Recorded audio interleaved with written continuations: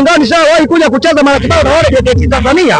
Swali lako ambalo nilikuwa nakuja kumuuliza mtoto wa Mode, baba ametuleta hapo na sasa tunakuja kuchukua pointi tatu mingi, lakini kumbuka mwenye uwanja huu ambao ni JKT Tanzania hajawahi kuchukua pointi tatu mbele ya Yanga. Uwanja wake wenyewe watu kwake wenyewe mlikuja na mbinu gani ya kushinda au kutoa sare? Mbona unaona furaha sana?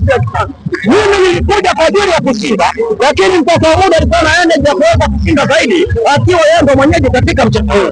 Kwanza amepata mzuka kule Zanzibar, bado alikuwa na matumaini kama yote anakuja kufanya mwendelezo tu, kwa sababu mechi ya kule Zanzibar tumecheza kwa 5, tumekaa kutoka kwenye mchezo mwingine. Na mimi nilikuwa nakuja kumuuliza kwamba katika uwanja huu hivi unaweza kuchukua pointi tatu ukiwa wewe mtangaji katika nyumba hii, mwenyeji katika uwanja huu ambao ni katika Tanzania, unamshindaga kuchukua pointi tatu mbele ya Yanga. 10 za mwanzo Simba Sports Club walifanikiwa kuongoza mchezo kwa bao 2-0. Pengine safu ya ulinzi ya Young Africans ilikuwa imefeli wapi?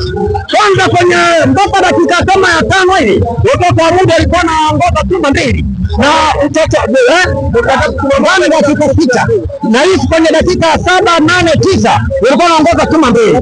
Tulikuja kubaini wale utotoro kumbe alikuwa anapitia kwa Israel Mwenda, na tukaona sasa kumbe wao utotoro wa Israel Mwenda ngoja tuingize mwanajeshi ambao ni yao kwasi, na ni kweli alivyoingia yao kwasi watoto wa Mudi akawa hapandi tena muda wote, tukawa na tabia katikati ya uwanja tunarudisha kwao, na ndio maana ukiangalia chuma zote mbili zinakuja kurudi baada ya yao kwasi. Kwa hiyo ni mwanajeshi kaka, yule ni mgeda yule, kusikia jeshi ni jeshi kweli kweli. Kwa hiyo watoto wa Mudi siku ya leo walimuonea sana Israel Mwenda, hawakujua Yanga na njia mbadala kwamba kuna jeshi lipo nje. Unajua ni jambo wanavyotemka jeshi linaingia kazi.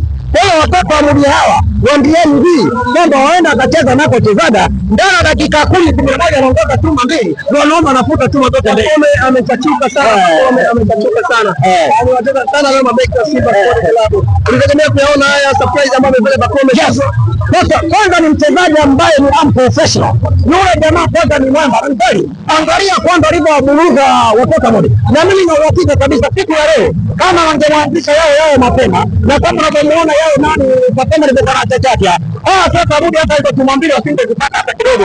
Tena sasa walibaini utotoro upo kwa nani kwa Israel Mwenda. Kwa hiyo Pacome ni mtu mmoja na nusu. Hata watoto wa Mudi wenyewe wakuuliza wanakwambia yule jamani balaa. Na ndio maana wale wote ambao wamepata bichi kama Pacome wote tunawaambia abadilishe yule mara moja, kwa sababu yule jamaa anakusa hatia. Unaona mimi wana Yanga, unaona wana Yanga na yaokota sura wana Yanga hizo mtakugea baadaye tuna pressure wa Yanga watoto wa Mudi mabaya hawana. Kwa hiyo sasa tuambie watoto wa Mudi siku ya leo kwamba tulikuwa tunakuja na msemo mmoja kwamba atakaye mkanda katika mechi hii mechi ijayo tena kila ungekaa kidogo kwa mashabiki wa Yanga bado nimewaacha mbali Simba Sports Club kwa goli la pointi 5 kama sikosema.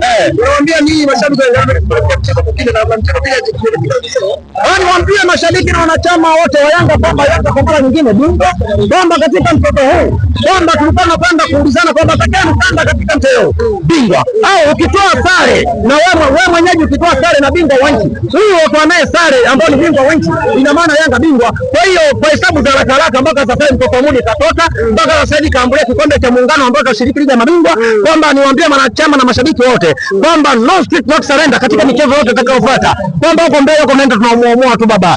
Yanga bingwa tena.